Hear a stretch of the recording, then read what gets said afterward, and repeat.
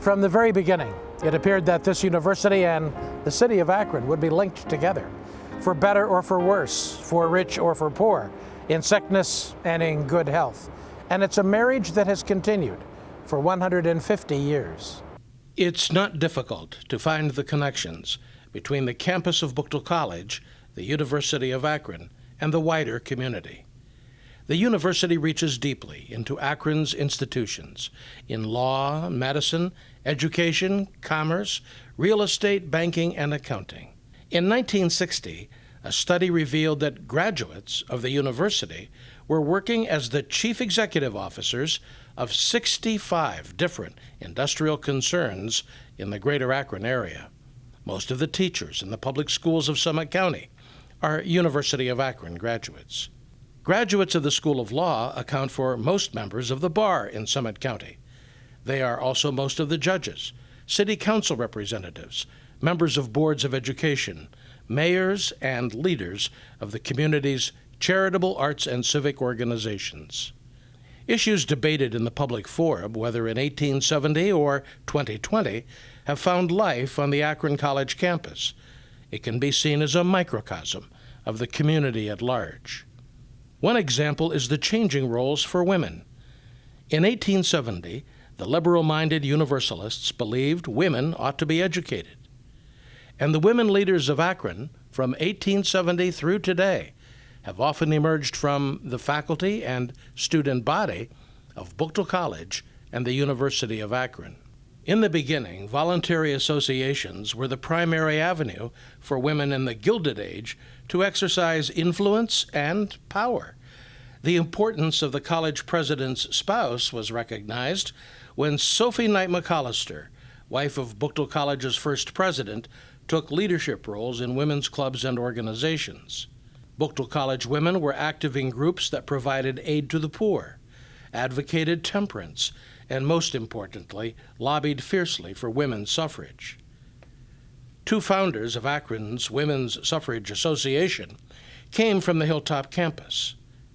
Abby Schumacher, an 1885 graduate of Buchtel College, was the daughter-in-law of the serial king Ferdinand Schumacher. She was joined by an 1876 graduate, Mary Jewett. Together, they and other suffragettes gathered support from 1,000 Akron residents, men and women, to support an Ohio law allowing women the vote.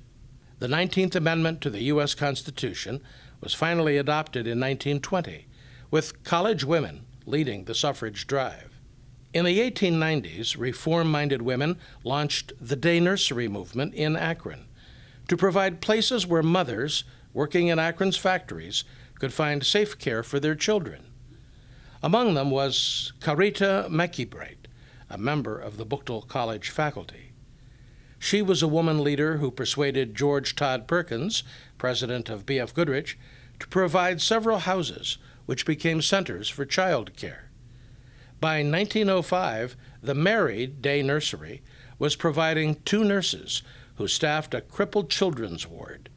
In 1910, Mary Day Nursery became Akron Children's Hospital. In 1916, it moved to its present location at Perkins Square. While Buchtel College viewed itself as a place where men and women could obtain the benefits of a classical education, when the school became a municipally owned university in 1913, the mission changed. How the school extended itself into the community included offerings that emphasized providing workers and leaders for industry. In 1913, the university boasted of ways that working men could get a college degree. The university accommodated a second shift plan for ambitious workers at Akron's rubber shops.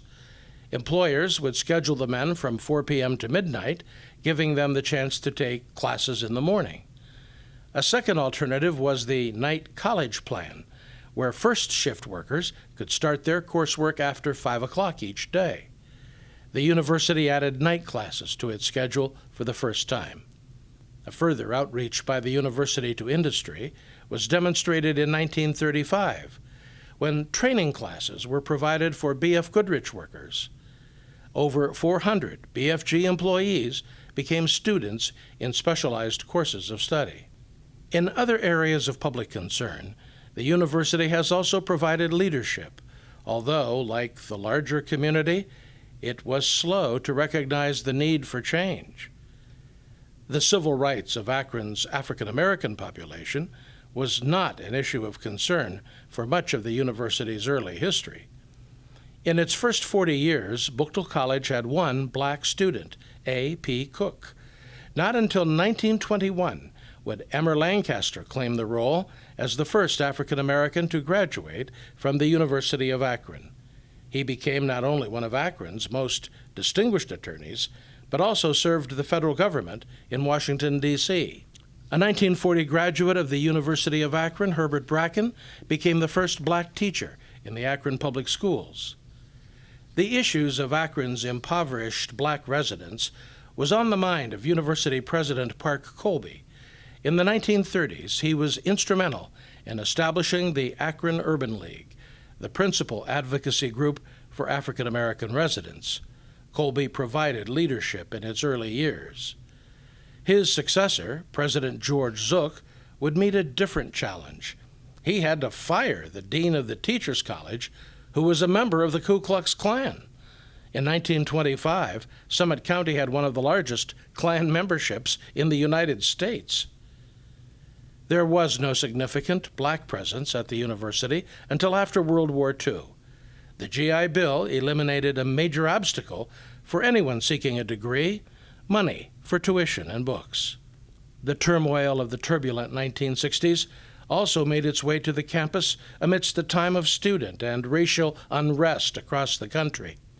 In 1969, a new organization, the Black United Students, delivered a list of demands to President Norman Auburn, including development of an African American cultural center and a Black Studies program. When the university balked at funding the demands, BUS students moved into Buchtel Hall. On December 10, 1969, they staged a sit-in. President Auburn and other officials locked themselves in their offices. About 100 black students gathered inside Buchtel Hall. Several small fires were set. Fire alarms were pulled. At one point, 2 gunshots were heard, but from a blank pistol. After 3 hours, a court injunction was read to the protesters by police officers. Outside, students locked arms and chanted, "Say it loud, we are black and we're proud." Hundreds of white students, many of them unsympathetic to the protesters, gathered to watch. Riot charges were filed against leaders of the protest and later dismissed by the university. President Auburn was confronted at that moment by Governor James Rhodes, who 1 year earlier was an ally in achieving state status. Rhodes wanted the National Guard to move onto the campus to end the BUS protest. He did not get his way in December in Akron, but it was precursor to what would happen at Kent 6 months later. I convinced him that we didn't need the National Guard here, that we could take care of the situation, which we did. The governor was ambitious to run for senator, you may remember, and he felt that if he made a strong statement at Kent State, it would help him in his senatorial campaign. And that's when he brought in the National Guards, and that's when the slaying took place. We were able to stand up to him. In May of 1970, 4 students died at the hands of National Guard soldiers at Kent State. President Auburn took the extraordinary step of canceling all classes. Auburn said the events at Kent created an atmosphere where the safety of students and faculty could not be assured. Student activists called for a strike, a movement playing out at colleges around the country. The protests arose from the conflict over the Vietnam War. That fall, there were demonstrations at the University of Akron, including one that would have an impact on Akron's congressional contest. The day that the United States invaded Cambodia, I was on my way with one of my volunteers in the campaign out to the factory gates at Goodyear Aerospace.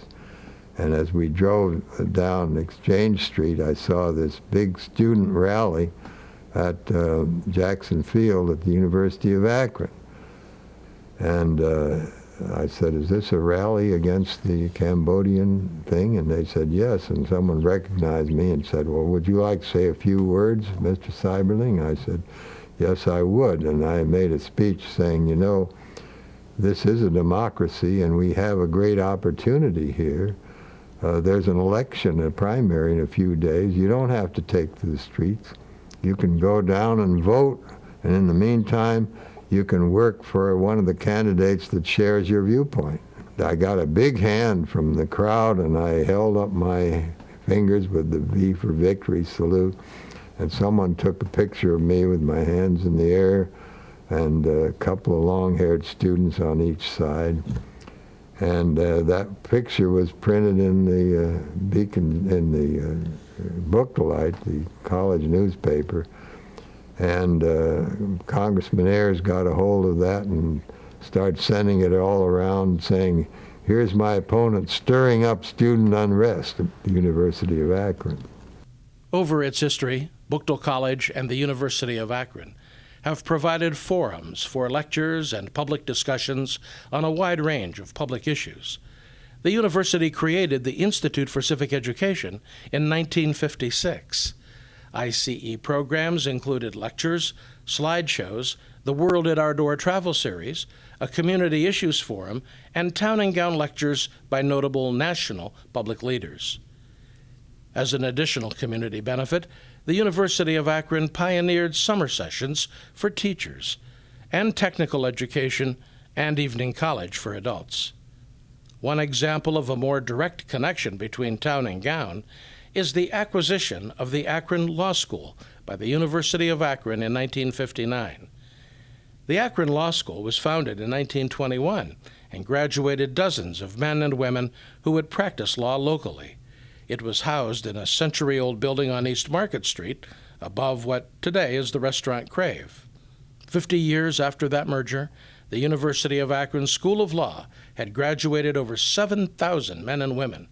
Its alumni included C-suite executives of America's great companies, at least one congressman, a dozen members of state legislative assemblies, and scores of judges, including the Chief Justice of the Ohio Supreme Court, as well as 5 federal judges.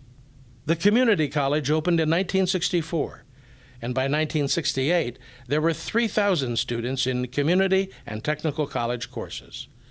Unlike the program's counterparts around Ohio, Akron C&T students were fully integrated into the campus life of the university.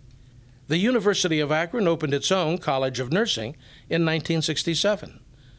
Talk of a new medical school for Northeast Ohio began in the 1950s. In 1962, Akron was recommended as the site for a new medical college. The city of Akron offered land for the buildings it would need, plus an investment of $1 million.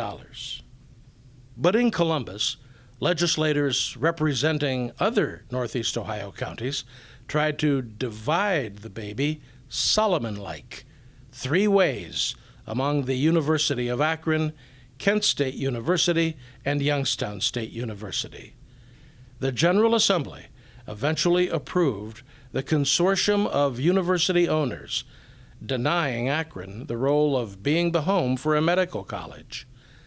Today, the Northeast Ohio Medical University is located in Ritztown in Portage County, 16 inconvenient miles from the 3 Akron hospitals where a majority of hands-on training and teaching is done. The railroad tracks between downtown and the university were a physical barrier that may have been a psychological barrier as well. One couldn't travel between downtown and the hilltop without going over a bridge. In 1986, University President William Hughes saw the wisdom in a major development that would be called Span the Tracks. The plazas of E.J. Thomas Hall on the east and Morley Health Center on the west side were envisioned as being joined someday in the future. Elaborate plans for new buildings were created by architects hired jointly by the city and university.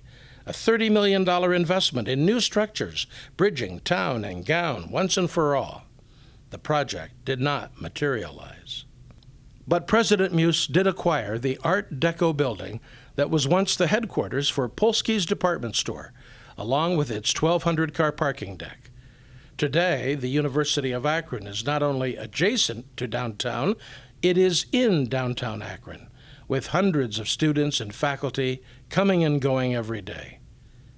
Across Broadway, where the Greyhound bus station once stood, is another example of the university's growth across the tracks, the College of Business Administration.